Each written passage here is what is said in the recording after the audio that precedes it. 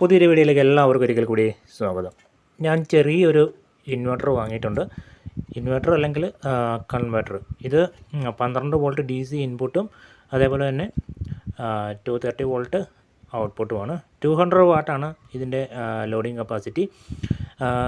230 volt DC ആണ് ഇതിൻ്റെ അകത്ത് വരുന്നത്. ഇതിപ്പം വാറണ്ടിയും കാര്യങ്ങളൊക്കെ ഉണ്ട്, അല്ലെങ്കിൽ ഞാനിതൊന്ന് തുറന്ന് കാണിക്കാമായിരുന്നു.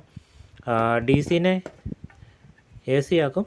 AC-നെ വീണ്ടും DC ആക്കിയതിന് ശേഷമാണ് നമ്മൾക്ക് ഔട്ടിലേക്ക് തരുന്നത്.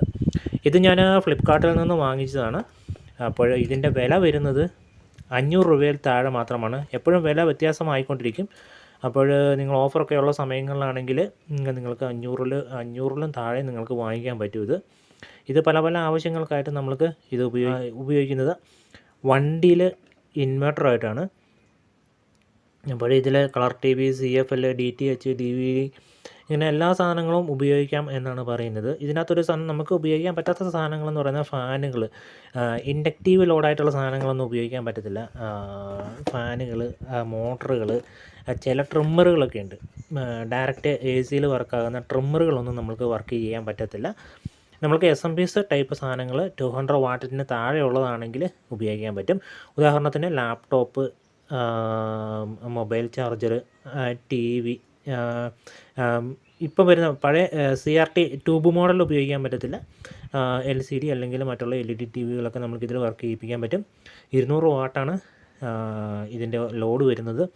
നിങ്ങൾക്കൊരു 180 വരെയൊക്കെ ഉപയോഗിക്കാൻ പറ്റും. അപ്പോൾ ഇവിടെ 2 ബാറ്ററി DC ഔട്ട്പുട്ട് കൊടുക്കുന്നുണ്ട്. USB-യിൽ റിവേഴ്സ്, ഓണ്, ഓവർലോഡും കാണിക്കും. ഇതിനകത്ത് പ്രൊട്ടക്ഷനുണ്ട്. അതേപോലെ തന്നെ റിവേഴ്സ് കൊടുത്താലും ഇതിന് കുഴപ്പമൊന്നുമില്ല. ബാറ്ററി റിവേഴ്സ് കൊടുത്താലൊന്നും പ്രശ്നമില്ല. അപ്പോൾ ഇവിടെ വരുന്നത് 2 റെഗുലേറ്റഡ് പവർ സപ്ലൈ ആണ്. ഉള്ളിൽ റെഗുലേറ്ററിൻ്റെ ഒരു ചിപ്പ് വെച്ചിട്ടുണ്ട്. റെഗുലേറ്റർ വെച്ചിട്ടാണ് ഇവിടെ 2 5.2 വോൾട്ട് വരുന്നത്. ഇതിൽ നിങ്ങൾ ഒരിക്കലും മൊബൈൽ ചാർജ് ചെയ്യാതിരിക്കുക. ഈ പോർട്ടലിൽ കൊണ്ടുപോയിട്ട് മൊബൈലുകൾ ചിലപ്പം അങ്ങനെ ചില പ്രശ്നങ്ങളൊക്കെ വരും. ഇത് പ്രോപ്പറായിട്ടുള്ള ചാർജിങ് പോർട്ടല്ല, ഇതൊരു റെഗുലേറ്റഡ് പവർ സപ്ലൈ മാത്രമാണ് എന്ന കാര്യം ഓർക്കുക. നിങ്ങൾക്ക് മൊബൈൽ ചാർജ് ചെയ്യണമെങ്കിൽ ഏറ്റവും നല്ലത് ഇവിടെ നമ്മുടെ മൊബൈലിൻ്റെ ചാർജർ കണക്ട് ചെയ്തിട്ട് ഉപയോഗിക്കുന്നതാണ്. അതിനുവേണ്ടിയാണ് ഞാൻ വാങ്ങിച്ചിരിക്കുന്നത്, ഒരു മൊബൈലും ഒരു ലാപ്ടോപ്പും ഉപയോഗിക്കാൻ വേണ്ടി. അപ്പോൾ മൊബൈൽ നിങ്ങൾക്കിപ്പോൾ വരുന്ന മൊബൈലൊക്കെ അറിയാമല്ലോ, എല്ലാം നല്ല ഫാസ്റ്റ് ചാർജിങ്, അതേപോലെ തന്നെ നല്ല ആംസുള്ള ചാർജറുകളാണ്. അങ്ങനത്തെ മൊബൈലുകളൊക്കെ എടുത്ത് നമ്മൾ വണ്ടിയിലെ സോക്കറ്റിലോ അല്ലെങ്കിൽ വേറെ ഏതെങ്കിലും DC അഡാപ്റ്ററിലൊക്കെ കൊടുക്കുകയാണെങ്കിൽ അതിൻ്റെ റേറ്റിംഗ് ഒന്നും കറക്റ്റ് ആയിരിക്കത്തില്ല, ഫാസ്റ്റ് ചാർജിങ് ഉണ്ടായിരിക്കത്തില്ല. പിന്നെ ചില 2 ആംസ് മൊബൈലൊക്കെ ഉണ്ടെങ്കിൽ 2 ആംസിൽ നമ്മൾ 3 ആംസ് പോർട്ടിൽ കൊണ്ട് കൊടുക്കുകയാണെങ്കിൽ മൊബൈൽ ചിലപ്പം ഓവർ ഹീറ്റ് ആകുകയും അതിൻ്റെ കേബിളൊക്കെ ഡാമേജ് ആയി പോകാൻ സാധ്യതയുണ്ട്. നിങ്ങൾക്കിത് വേണമെങ്കിൽ സോളാറിലൊക്കെ കണക്ട് ചെയ്ത് ഉപയോഗിക്കാവുന്നതാണ്, കുഴപ്പമൊന്നുമില്ല. ഞാനിവിടെ ഇപ്പം നിങ്ങളെ കാണിക്കാൻ വേണ്ടി ഒരു ബാറ്ററി എടുത്തിട്ടുണ്ട്. ഈ തരത്തിലുള്ള ബാറ്ററിയോ ബാക്കപ്പ് കൂടുതൽ വേണമെങ്കിൽ നിങ്ങൾക്ക് വലിയ ബാറ്ററി ഉപയോഗിക്കാവുന്നതാണ്. പിന്നെ ഇത് ഞാൻ വണ്ടിയിൽ വെക്കാനുള്ള കാരണം, ഇതിനു മുമ്പ് ഞാൻ ഉപയോഗിച്ചിരുന്നത് സാധാരണ UPS ആയിരുന്നു. UPS ഉണ്ടല്ലോ, നമ്മുടെ വീട്ടിലൊക്കെ ബാറ്ററി ഡാമേജ് UPS ഒക്കെ ഉണ്ടാവും. അതായിരുന്നു ഞാൻ ഉപയോഗിച്ചത്. ഈ UPSൻ്റെ പ്രശ്നം എന്നാന്ന് വെച്ചിട്ടുണ്ടെങ്കിൽ അതിന് നോ ലോഡ് കറണ്ട് എന്ന് പറഞ്ഞാൽ അതിന് ഒരു 1.5 ആംസ് എടുക്കും. നമ്മുടെ സാധാരണ UPS ഒക്കെ അതിൻ്റെ ഇൻറ്റർണലായിട്ടുള്ള കുറച്ച് കാര്യങ്ങളൊക്കെ വർക്കാകാൻ വേണ്ടി. ഇതിന് ആ ഒരു പ്രശ്നമില്ല. നോ ലോഡ് ആംസ് എന്ന് പറയുന്നത് 200 മില്ലി ആംസിന് താഴെയാണ്. ചെറിയൊരു ആംസ് മാത്രമേ ഇതിനകത്ത് നിന്ന് എടുക്കത്തുള്ളൂ. നമ്മൾ പ്രത്യേകിച്ച് വണ്ടിയിലൊക്കെ വയ്ക്കുമ്പോൾ നമ്മൾക്ക് ഒരുപാട് ലോസസ് ഒക്കെ ഉണ്ടാകും. അത് കാരണമാണ് ഞാൻ ഇത് വാങ്ങിച്ചത്. നോ ലോഡ് കറണ്ട് എന്ന് പറയുന്ന സംഭവം തീരെ കുറവാണ്. ഇനി നമ്മൾക്ക് ഇതൊന്ന് ബാറ്ററിയിൽ കണക്ട് ചെയ്ത് നോക്കാം. ബാറ്ററി സപ്ലൈ കൊടുത്തിട്ടുണ്ട്, നല്ല ടൈറ്റായിട്ട് തന്നെ വെച്ചിട്ടുണ്ട്.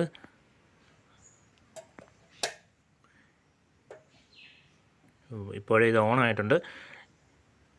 ഇതിൻ്റെ ഔട്ട്പുട്ടാണ് ഈ കാണിക്കുന്നത്. ഇതിങ്ങനെ ഓഫിലിരുന്നാലും ഇവിടെ സപ്ലൈ വരും.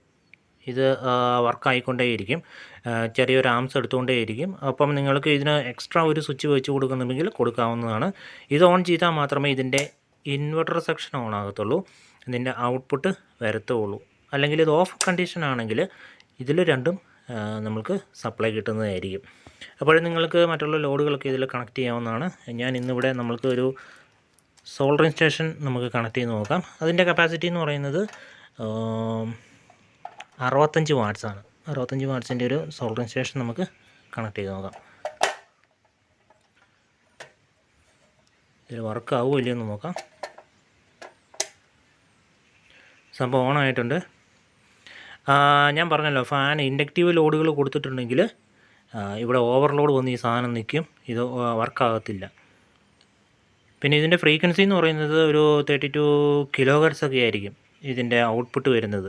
അതിനെ നമുക്ക് DC ആക്കിയിട്ടായിരിക്കും തരുന്നത്. അതിൻ്റേതായ ചില പാകപതകളൊക്കെ കാണും. നമുക്ക് പറയാമല്ലോ, പഴയ TV ഒക്കെ ആണെങ്കിൽ അതിന് 50 Hz ഔട്ട്പുട്ട് തന്നെ വേണം, ഫ്രീക്വൻസി വേണം. നമുക്ക് നോക്കാം ഹീറ്റായോന്ന്. നോർമലി നമ്മൾ സപ്ലൈ കൊടുത്ത് ഹീറ്റാകുന്ന അതേപോലെ തന്നെ ഹീറ്റാകുന്നുണ്ട്. ഇത് മൈക്രോടെക്കിൻ്റെയാണ്. ഇത് നല്ല കമ്പനിയാണ്. 500 രൂപയ്ക്ക് ഇത് ലാഭം തന്നെയാണ്. ഇതിൻ്റെ നിങ്ങളെ പാർട്സുകൾ മൊത്തം ഓരോന്നോരോന്നായിട്ട് കൂട്ടി നോക്കുകയാണെങ്കിലും 500 രൂപ കൂടുതലാവും എങ്ങനെ നിങ്ങൾ. അല്ലെങ്കിൽ ഇതിപ്പോൾ തുറന്ന് കാണിക്കാൻ വയ്യ, പിന്നീട് ഇതിൻ്റെ റിട്ടേണും മറ്റേ വാറണ്ടിയൊക്കെ കഴിഞ്ഞതിന് ശേഷം ഞാൻ തുറന്ന് കാണിക്കാം. യൂട്യൂബിൽ മറ്റുള്ള വീഡിയോ കണ്ട് ഞാൻ നോക്കിയായിരുന്നു ഇത് വാങ്ങിക്കുന്നതിന് മുമ്പ്. ഇതിൻ്റെ എല്ലാ പാർട്സുകളുടെയും വില വെച്ച് നോക്കുവാണെങ്കിലും 500 രൂപയ്ക്ക് ലാഭം തന്നെയാണ് നമ്മൾക്ക്. ചൂടായാൽ നോക്കാം. കണ്ടോ, നല്ല നോർമൽ വർക്കാവുന്ന അതേപോലെ വർക്കാവുന്നുണ്ട് സോൾഡറിങ് കണ്ണൊക്കെ. 65 വാട്ട്സേ ഉള്ളൂ, ഓവർലോഡൊന്നും വരത്തില്ല. അത് കാരണം മറ്റുള്ള സാധനങ്ങൾ SMP ഇത് നിങ്ങളെ കണക്ട് ചെയ്ത് കാണിച്ചത് ഇതും ഈ സോൾഡറിങ് ഗണ്ണും ഇതിൽ വർക്കാവുമെന്ന് അറിയിക്കാൻ വേണ്ടിയാണ്. SMPS ടൈപ്പ് സാധനങ്ങൾ എന്ത് വേണമെങ്കിലും നിങ്ങൾക്ക് ഇതിനകത്ത് കണക്ട് ചെയ്ത് ഉപയോഗിക്കാവുന്നതാണ്. 500 രൂപയ്ക്ക് നല്ല ലാഭവും കൂടിയാണ് ഈ സംഭവം. പിന്നെ ഇതിന് നിങ്ങൾക്ക് സോളാർ ചാർജിങ് സെക്ഷനും അതേപോലെ തന്നെ പവർ പോകുമ്പോൾ സ്വിച്ച് ഓഫ് ചേഞ്ച് ഓവർ ആവാത്ത രീതിയിൽ നിങ്ങൾക്ക് മറ്റുള്ള പരിപാടികളൊക്കെ ഇതിൽ ചെയ്തെടുക്കാവുന്നതാണ്. ഞാനിത് വണ്ടിയിൽ വാങ്ങിച്ചതാണ്, വണ്ടിയിൽ ഇൻവെർട്ടറായിട്ട് ഉപയോഗിക്കാനായിട്ട്. അപ്പോൾ വണ്ടിയിൽ ഉപയോഗിക്കാൻ ഏറ്റവും നല്ല സാധനം ഇതാണ്, വെയ്റ്റ്ലെസ് ആണ്. അതേപോലെ തന്നെ 2 വീലറൊക്കെ ഉപയോഗിക്കാം കേട്ടോ. ഇത് കാറുകൾക്ക് ആണെങ്കിൽ അതിൻ്റെ DC പോർട്ട് ഉണ്ടെങ്കിൽ ഈ വയർ കട്ട് ചെയ്ത് DC പോർട്ടിൽ കണക്ട് ചെയ്യാൻ വേണ്ടിയുള്ള കണക്ടർ ഉണ്ടാക്കി എടുത്താൽ മതി. 2 വീലറിലൊക്കെ ലോങ് അടിക്കുകയാണെങ്കിലും ഇത് നല്ല ബെസ്റ്റ് സാധനമാണ്.